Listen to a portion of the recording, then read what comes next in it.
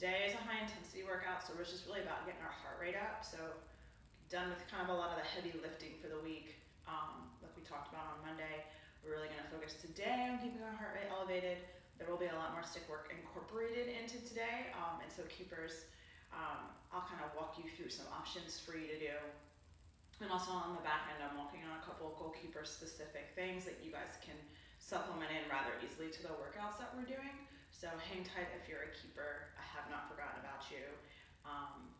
So just look forward to that information. So after you do your normal warm up, we'll start right away with our skill. And it is double pulls today. If you're a keeper, today is a really good day to get your tennis ball out, or if any of you have one of those uneven, they're usually sold for softball, or they're sold near softball and baseball items. They're a ball that you bounce up against the wall to work on your reaction time. This is a great thing to do while we're doing double pulls today, just to really keep it high energy, keep your heart rate up.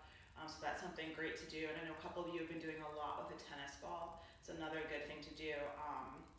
If you've done a lot of tennis ball handwork today, then I would really consider getting one of those uneven balls and just tossing it for the 45 seconds that we're doing our stick skill. So first things first, it's double pulls. Again, pay attention to the distance today from your feet to the cones.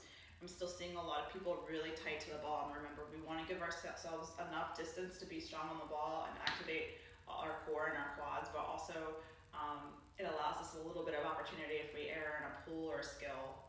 We're not right on top of our feet that we might cause a foul. So this is all about reps. So you're gonna go for 45 seconds. These are double pulls. It doesn't really matter which way you go. The idea is though to keep your feet moving, and you can do a big pull and then two little ones, but just get creative. Remember, we're letting that right hand go as we do our skill. It's looking a lot better for some of you, but just remember, we shouldn't see this. We should just see a complete release of your stick with your right hand when you're going back and forth with your skill. So after you do your double pulls, you're gonna go right into squats, doing body weight squats. Some of you have said that you have access to a squat rack at home. That's great, you don't have to. If you are squatting and it is, you're adding a lot of weight, I would encourage you to lift with a spotter.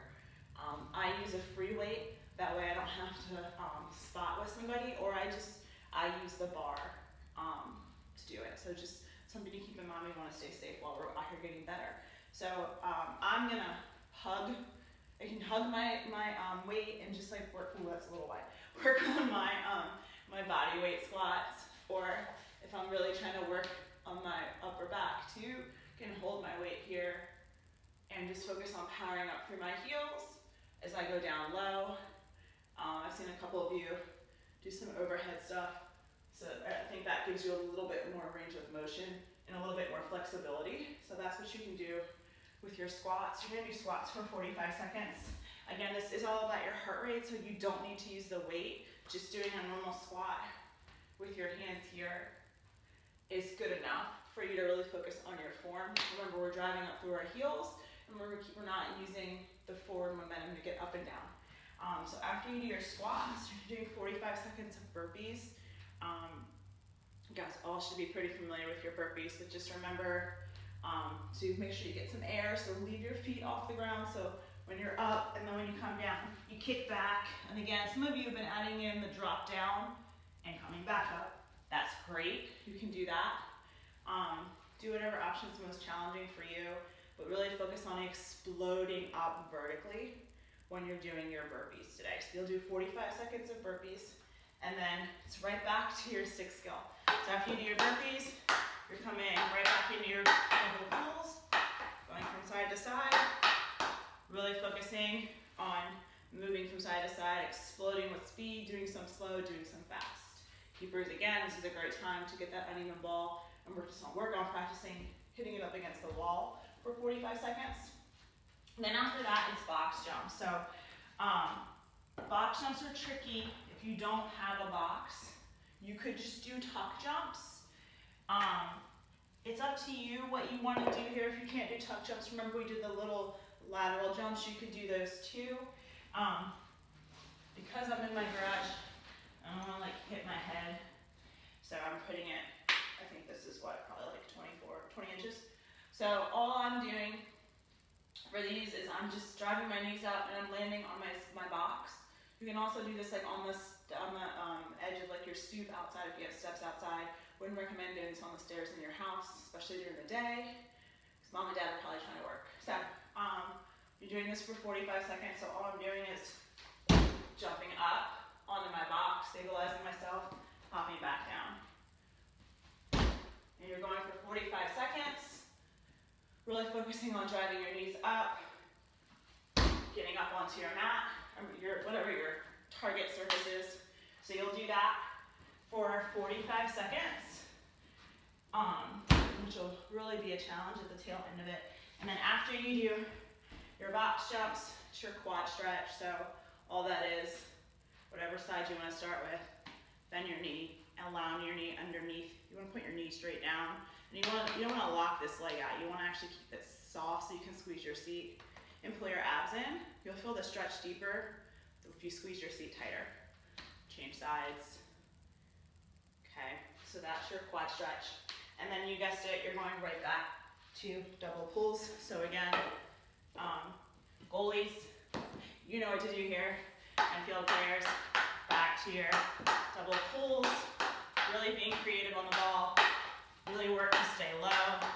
Keep your seat low. So what I mean by that, I don't want to be here. I don't want to put weight on my stick. You see how I'm leaning forward? So if someone were to move my stick, it's going to affect my body weight. So I actually want to like shift back and sit like I'm sitting in a chair. We tell you that cue all the time because we truly mean it. And now this allows me to really use all of my seat, my glutes, and all of my quad muscles to do my skill.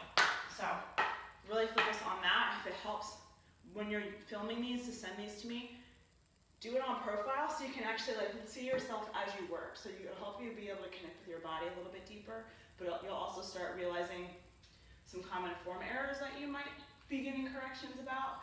And you can see yourself in your phone when you're filming, so you can make those adjustments in live time, which allows you to stick with the muscle memory a little bit better. So after you do your double pulls, it's ladders. And the ladder work we're going to do today is moguls. So all moguls are is, not in frame. All moguls are is, I start with 1 foot in, 1 foot out, and I'm just hopping from side to side. So it's that movement. So when I come through the ladder, just hopping side to side, controlling it. You'll do that for 45 seconds. Then you'll take a 2-minute break, just 2 minutes, get some water, maybe stretch out your legs. If your hamstrings are tight from yesterday's workout, maybe do some hamstring stretches. So whether that's like a pull away stretch or like holding on to something and then like coming around like that, that'll also release your glutes. But also down the back of your leg is a good way to stretch that out. Or if you need to do some arm releases, because we're doing a lot of arm work. Or if you need to do like a stretch across your spine, you can always put 1 foot in front of the other, so my left is in front of my right, and I'm coming across my body, this streamline to my side, and go the other way. Whatever you're stretching though, I would encourage you to stay standing. The reason I'm telling you to stand is because you're standing, it's harder, or not harder, but it's more challenging on your heart, keeps your heart rate elevated when you're standing. So just keep that in mind, whatever stretches you opt to do. Make them standing. If you want to go into a calf or a lunge stretch, you can. This is a great time to do it, but just respect your 2-minute rest. Don't overstretch your hamstrings, don't overstretch. It could just be a matter of standing here and having some water, taking a breather, and then hop right back into it, starting again with your stick skill. Go through this 5 times today, 5, and that's your workout for today. Today's a great day to get outside, do some hill sprints. A shout out to a couple of you who let me know you ran your mile yesterday. Marietta, well done. Marietta ran her mile yesterday and came in under 8 minutes. So I'm excited to see what you accomplish in August. But again, if you have any questions, if you're something you're not seeing on here that you'd like to see, or if you have any ideas, keep sending them my way. I'll keep incorporating them. And we'll see y'all tomorrow.